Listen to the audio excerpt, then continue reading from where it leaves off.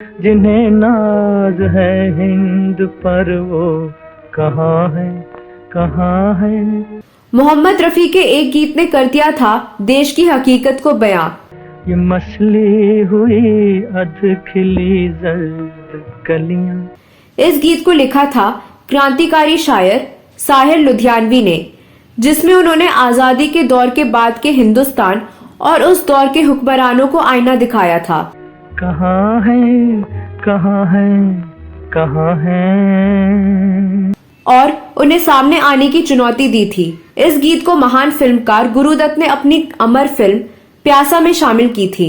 इस गीत की पृष्ठभूमि में चकले में औरतों पर होने वाले जुल्म को दिखाया गया था। थकी हारी सांसों पे तबले की धन धन। इस गीत के लिए जो सीन रखा गया था उसमें वास्तविकता लाने के लिए उन्होंने खुद कोठे पर जाकर वहां की औरतों की दुर्दशा को देखा था और वहां की औरतों के दर्द को महसूस किया था।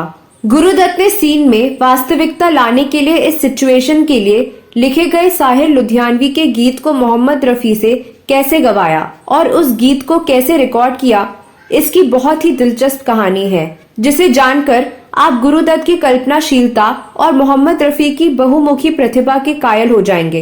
इस वीडियो में इस बारे में आपको पूरी जानकारी देने जा रही हूँ। आप बने रहिए हमारे साथ। आपने अगर हमारे चैनल ग्रेट लेजेंड्स को सब्सक्राइब नहीं किया है तो तत्काल सब्सक्राइब कर लें।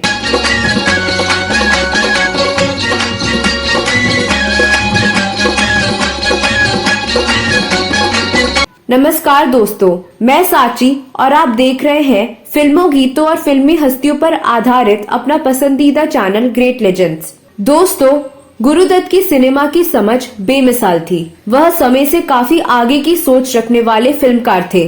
फिल्मों के तकनीकी पक्ष को उन्होंने बेहद करीब से समझा था। फिल्मों में खामोशी भरे दृश्य को भी लाइट और कैमरा की मदद से सफल बनाने वाले गुरुदत्त पहले ऐसे निर्देशक थे जिन्होंने दर्शकों को फिल्मों की बारीकियों से रूबरू करवाया। गुरुदत्त की 1957 की फिल्म प्यासा दुनिया में अब तक बनी टॉप 100 फिल्मों में से एक है। इस फिल्म में गुरुदत्त और वहीदा की केमिस्ट्री कमाल की थी। बेहतरीन संगीत और अभिनय की वजह से इस फिल्म ने बॉलीवुड में इतिहास रच दिया। फिल्म प्यासा के लिए उन्होंने वहीदा को हीरोइन के तौर पर साइन किया। गुरुदत्त पहले इस फिल्म में हीरो के तौर पर दिलीप कुमार को लेना चाहते थे। जब गुरुदत्त इस फिल्म में अभिनय करने की पेशकश को लेकर दिलीप कुमार के पास पहुंचे तो दिलीप साहब ने गुरुदत्त से कहा कि मैं इससे मिलता जुलता रोल फिल्म देवदास में पहले ही कर चुका हूं और एक ही तरह के किरदार को दोबारा दोहराने में वो मजा नहीं आता। इसके अलावा दिलीप कुमार ने उस समय कई फिल्मों में दुखांत भूमिकाएं की थी, जिसके कारण वे डिप्रेशन के शिकार हो चुके थे। डॉक्टरों ने उन्हें ऐसी भूमिकाएं नहीं करने की सलाह दी थी। ऐसे में दिलीप कुमार ने गुरुदत्त को सुझाव दिया कि आप ये रोल खुद क्यों नहीं कर लेते, आप पर्दे पर इस किरदार को मुझसे बेहतर कर सकते हैं। दिलीप साहब के सुझाव के बाद गुरुदत्त ने अपना मन बदल लिया और खुद ही इस फिल्म में विजय वाला लीड रोल करने का फैसला किया। चर्चा तो यह भी थी कि फीमेल लीड के लिए गुरुदत्त मधुबाला और नरगिस को लेने के बारे में विचार कर रहे थे।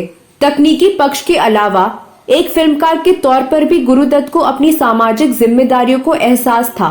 तभी तो माना जाता है कि गुरुदत्त आजादी के बाद ऐसे पहले फिल्मकार थे जिन्होंने अपनी फिल्मों में यह दिखाने की कोशिश की कि जिस तरह के सामाजिक न्याय की बात आजादी से पहले की जाती थी वह आजादी के बाद लोगों को नहीं मिला। कहाँ है, कहाँ है, कहाँ है।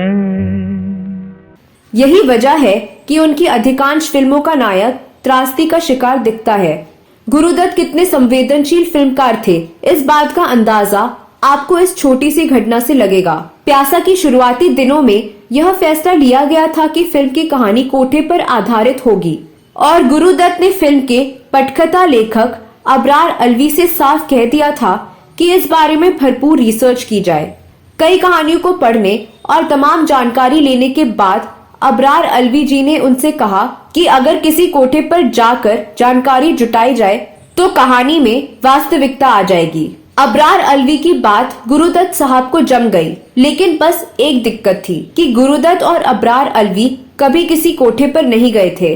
आखिर हिम्मत करके उन्होंने कोलकाता के मशहूर रेड लाइट एरिया में जाने का निर्णय लिया और दोनों अपनी पहचान छिपाकर दिन ढलने पर निर्धारित कोठे पर पहुंच भी गए।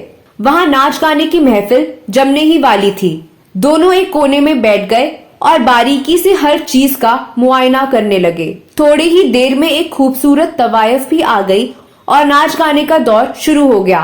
तमाम लोग हुस्न और नाच गाने का वाह वाह कर लुत्फ लेने लगे। तभी गुरुदत्त का ध्यान नाचने वाली उस खूबसूरत तवायफ पर गया। उन्होंने गौर से देखा तो महसूस किया कि वह नाचते हुए लड़खड़ा रही है। गुरुदत्त साहब ये देखकर हैरान रह गए कि वह नाचने वाली तवायफ गर्भवती थी। फिर भी लोग उसे नचाए जा रहे थे और वह अपना दर्द भूलकर सिर्फ चंद सिक्कों के लिए नाचे जा रही थी। गुरुदत्त का मन भर आया।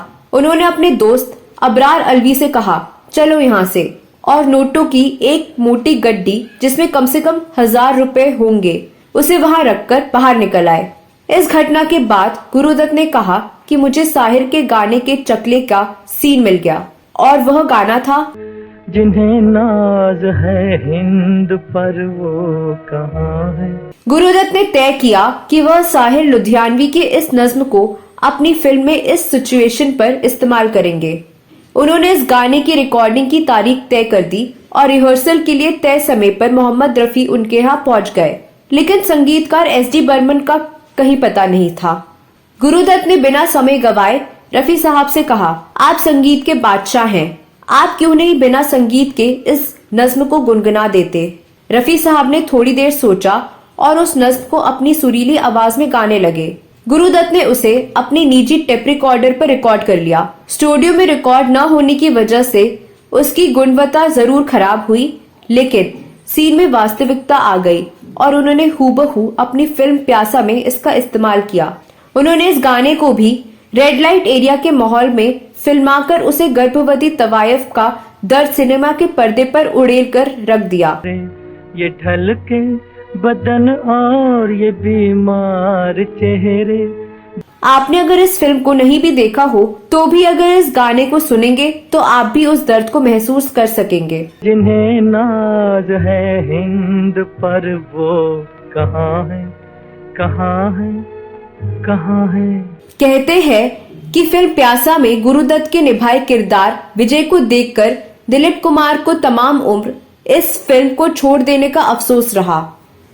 22 फरवरी 1997 को रिलीज हुई फिल्म प्यासा को 2011 में टाइम पत्रिका ने वैलेंटाइन डे के मौके पर सर्वकालीन रोमांटिक फिल्मों में शामिल कर दिया। अबरार अलवी 10 सालों तक गुरुदत्त के सहायक, लेखक और सलाहकार रहे और अंतिम समय तक गुरुदत्त के साथ रहे। गुरुदत्त पर उनकी एक पुस्तक भी आई है जिसका नाम है 10 Years with Guru Dutt, Abrar Alvi's journey, जिसमें उन्होंने इस घटना का जिक्र भी किया था। अब गुरुदत्त जैसे फिल्मकार, साहिर लुधियानवी जैसे कलमकार और मोहम्मद रफी जैसे गुलूकार आपको कहीं नहीं मिलेंगे, लेकिन प्यासा, कागज के फूल, साहब बीवी और गुलाम जैसी फिल्मों और उनके गीतों के जरिए अपने समय की ये महान हस्तियां याद आती रहेंगी। आपकी जानकारी के लिए बता दें कि प्यासा को डिजिटल वर्जन में रिस्टोर करके दोबारा तैयार किया गया है। अब पता नहीं यह कब तक आजकल के मल्टीप्लेक्स सिनेमा के पर्दे पर आ पाती है। तो दोस्तों, इस वीडियो में बस इतना ही। यह वीडियो कैसा लगा जरूर बताएं। अगले वीडियो में मैं फिर फिल्मों, गीतों और फिल्मी हस्तियों से जुड़ी कोई नई कहानी या नई जानकारी लेकर हाजिर हो जाऊंगी। अगले वीडियो में फिर मुलाकात होगी। तब तक के लिए